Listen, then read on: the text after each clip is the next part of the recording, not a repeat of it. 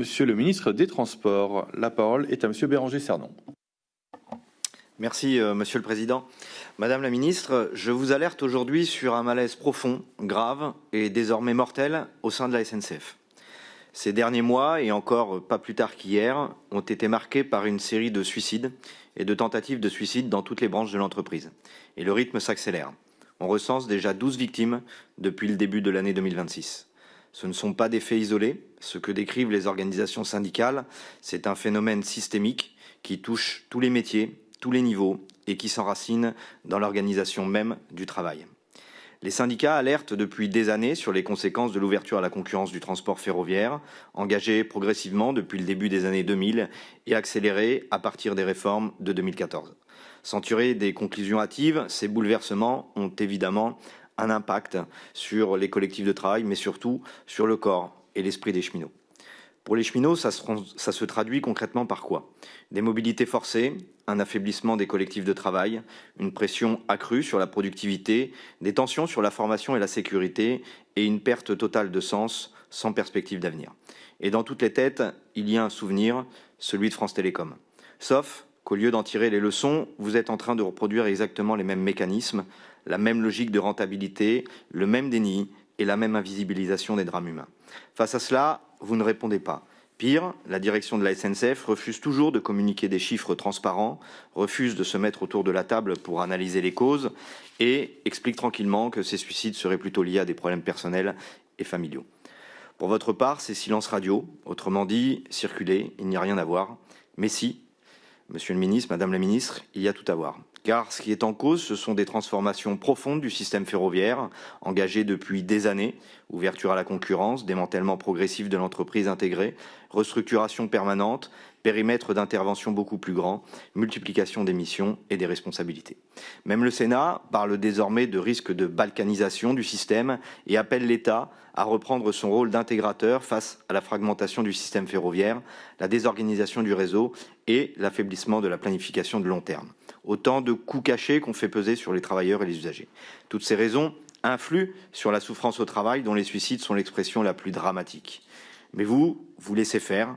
Alors, je vous pose 3 questions simples. Quelle garantie apportez-vous aujourd'hui sur le respect par la SNCF de ses obligations en matière de santé et de sécurité des travailleurs? Quelles mesures concrètes allez-vous prendre dès maintenant sur l'organisation du travail et le management pour empêcher que des agents en arrivent à envisager le pire? Et surtout, combien de morts faudra-t-il encore pour que vous sortiez du déni et que vous agissiez enfin? Je vous remercie. Merci, monsieur le député. La parole à madame la ministre déléguée Marie-Pierre Védrenne. Merci, Monsieur le Président, Mesdames, Messieurs les députés, Monsieur le député Béranger Cernon. Le gouvernement est profondément sensible à la douleur des cheminots et de leurs familles confrontés au drame de la perte d'un proche. Ces situations nous préoccupent. L'employeur a un rôle essentiel à jouer dans l'évaluation et la prévention des risques professionnels, notamment les risques psychosociaux, et il doit prendre les mesures nécessaires pour protéger la santé physique et mentale de ses salariés, sous le contrôle de l'inspection du travail qui peut être saisie si nécessaire. Et ces obligations, elles s'imposent à la SNCF comme toute autre entreprise. À la suite des drames récents que vous évoquez, la SNCF a renforcé son action en mobilisant ses services ressources humaines, médicaux et sociaux, avec diagnostic des risques psychosociaux, notamment dans les projets de transformation, formation des personnels, notamment encadrement, cellules de soutien et d'accompagnement psychologique au travers d'un réseau de préventeurs sur tout le territoire notamment. La situation dans l'entreprise et les mesures de prévention mises en place font l'objet d'un dialogue constant avec les organisations syndicales et dans les instances de représentation du personnel. Ces mesures doivent continuer de se déployer en associant pleinement l'ensemble du collectif du travail cheminot.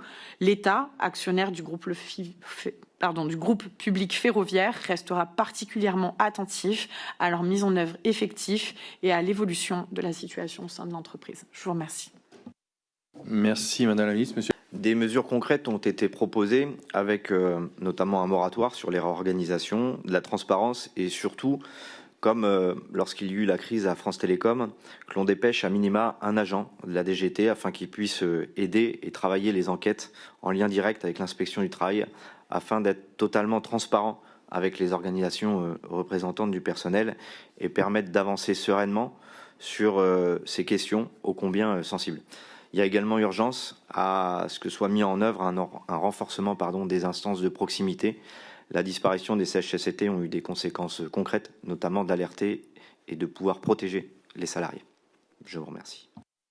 Merci, monsieur le député. Madame la ministre.